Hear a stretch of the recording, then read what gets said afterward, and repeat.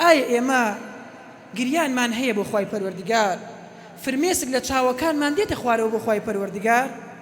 ئەگەر سەیری نوێژەکانمان بکەین، ئەگەر سەیری کار و کردەوەکانمان بکەین، ئەگەر سەیری پێکەنینە زۆرەکەمان بکەین، ئیلا ما ڕەحیمە ڕەبی چی ئەگیرێت بۆ خوای پەروەردگار؟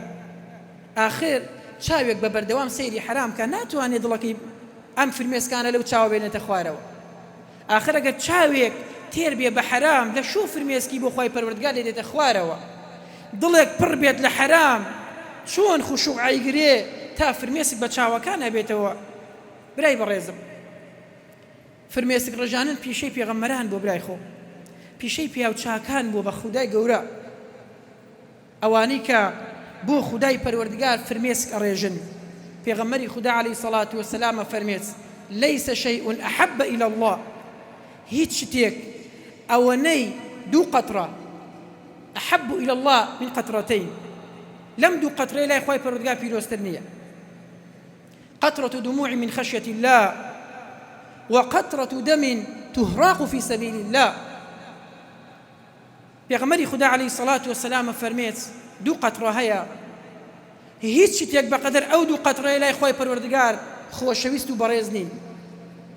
ئەو قەترە فرمێسکەی کە تۆ ئەیڕێژی لەبەر خوای پەروەردگار لە ترسی خوای پەروەردگار، و ئەو قەترە خوێنانی کە لەبەر خوای پەروەردگار ئەیڕژێنی.